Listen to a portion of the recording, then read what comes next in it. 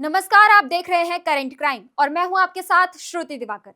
आज की ये खबर सिर्फ एक हादसे की नहीं, बल्कि उस सिस्टम की पड़ताल है जहां बार बार आसमान से जमीन तक देश अपने सबसे बड़े नेताओं को खो देता है।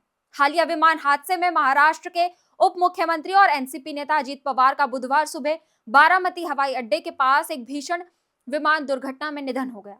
पुणे से बारामती लौटते समय लैंडिंग के दौरान विमान रनवे पर फिसलकर दुर्घटनाग्रस्त हो गया और उसमें आग लग गई। इस हादसे में अजीत पवार के साथ 2 पायलट और 2 सुरक्षा कर्मियों की भी मौत हो गई। इस हादसे ने एक बार फिर वही सवाल खड़ा कर दिया, क्या भारत में वीआईपी हवाई यात्रा सच में सुरक्षित है? और क्या यह हादसे महज इत्तेफाक है या फिर किसी बड़ी लापरवाही की कहानी? लेकिन यह पहली बार नहीं है जब भारत ने हवाई हादसे में किसी बड़े नेता को खोया हो। भारत में बीते कुछ दशकों में कई ऐसे विमान और हेलीकॉप्टर हादसे हुए हैं जिनमें देश की राजनीति, प्रशासन और सुरक्षा व्यवस्था को गहरा झटका लगा। इन हादसों ने सिर्फ परिवार नहीं उजाड़े, बल्कि पूरे देश की दिशा तक बदल दी। आइए याद करते हैं उन 5 नामों को जिनकी मौत ने इतिहास की धारा मोड़ दी। साल 1980 में इंदिरा गांधी के बेटे संजय गांधी का सिर्फ 33 साल की उम्र में निधन हो गया। दिल्ली के सफदरजंग एयरपोर्ट के पास एक छोटे विमान को उड़ाते समय विमान दुर्घटनाग्रस्त हो गया। संजय गांधी कांग्रेस की भविष्य की कमान माने जाते थे। उनकी अचानक मौत ने कांग्रेस की राजनीति की दिशा ही बदल दी। यही वो हादसा था जिसके बाद वीआईपी उड़ानों की सुरक्षा पर पहली बार गंभीर सवाल उठे। 30 सितंबर 2001 में वरिष्ठ कांग्रेस नेता माधवराव सिंधिया ने उत्तर प्रदेश के मैनपुरी के पास एक निजी विमान दुर्घटना में अपनी जान गंवा दी। सिंधिया जैसे अनुभवी नेता की मौत ने यह साफ कर दिया कि सिर्फ अनुभव या पद हादसों से सुरक्षा की गारंटी नहीं है। साल 2009 में आंध्र प्रदेश के मुख्यमंत्री वाईएस राजशेखर रेड्डी की मौत ने भी सबको मातम में डाल दिया था।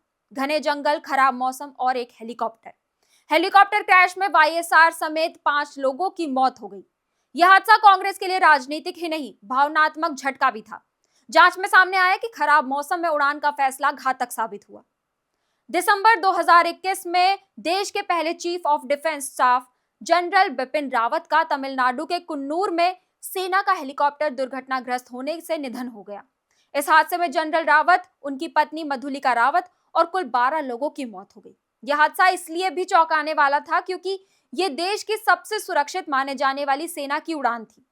साल 2025 में गुजरात के पूर्व मुख्यमंत्री विजय रूपाणी और अन्य यात्रियों को लेकर गुजरात से लंदन जा रही एक अंतरराष्ट्रीय फ्लाइट दुर्घटनाग्रस्त हो गई। इस हादसे में विजय रूपाणी समेत 241 यात्रियों की मौत हो गई। ये सिर्फ एक नेता की मौत नहीं थी, बल्कि नागरिक उड्डयन सुरक्षा व्यवस्था पर सीधा सवाल था।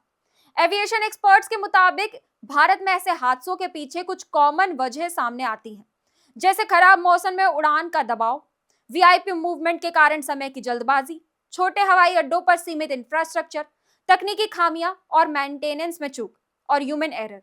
विशेषज्ञ साफ कहते हैं, जब सुरक्षा से ज्यादा प्रोटोकॉल और टाइमिंग को प्राथमिकता दी जाती है, तब हादसों का खतरा कई गुना बढ़ जाता है। आज सवाल किसी एक हादसे का नहीं, सवाल है क्या हमने इन मौतों से कुछ सीखा? संजय गांधी से लेकर जनरल बिपिन रावत तक हर हादसा एक चेतावनी था। लेकिन अगर चेतावनियां सिर्फ फाइलों में बंद रह जाएं, तो आसमान बार बार मातम लिखता रहेगा। अब वक्त है वीआईपी नहीं, सुरक्षा को प्राथमिकता देने का। इसी सवाल के साथ आप हमें दीजिए इजाजत। आपसे फिर होगी मुलाकात। धन्यवाद।